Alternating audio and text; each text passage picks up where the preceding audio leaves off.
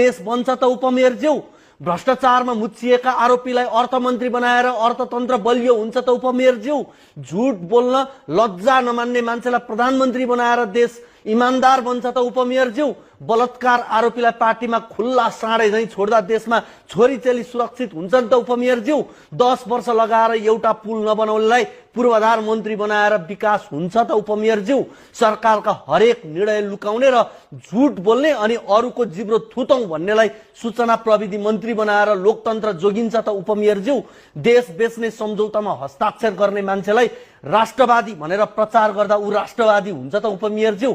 आफ्नै पार्टी फुटाउनेलाई लोकतन्त्रको संरक्षक बनाएर मुलुक चल्छ त उपमेयरज्यू मन्त्री हुँदा 5 तलाको घर बनाउनेलाई गरिबी निवारणको जिम्मेवारी दिँदा गरिबी हट्छ त उपमेयरज्यू 2 कक्षा पनि नपढेका मान्छेले संविधानको व्याख्या गर्दा गणतन्त्रको रक्षा हुन्छ त उपमेयरज्यू झुट्टा सपना बेच्नेलाई दूरदृष्टि भएको नेता मान्दा देश अगाडि बढ्छ त उपमेयरज्यू आफ्ना मानिसलाई मात्रै अवसर दिएर बेरोजगारी हट्छ त उपमेयरज्यू जनताको करबाट विदेश घुम्नेलाई राष्ट्रवादी दौडा भन्ने हो त उपमेयरज्यू खरबौं भ्रष्टाचार गर्दा नि आँखा चिम्लिएर बस्ने आफ्ना जोगाउन लागि पर्ने तर देखाउनलाई सुशासन समिति बनाएर देश बन्छ त उपमेयरज्यू 1 लाख युवालाई रोजगारी दिन्छु भन्नुपर्ने सरकार सञ्चालक दलले बेरोजगार युवालाई सडकमा ल्याएर रोजगारी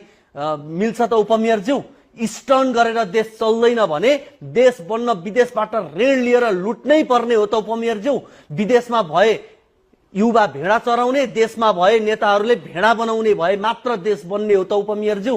आशा गरौं युवा नेत्रीले पक्कै यसको जवाब उपयुक्त मौका हेरेर दिने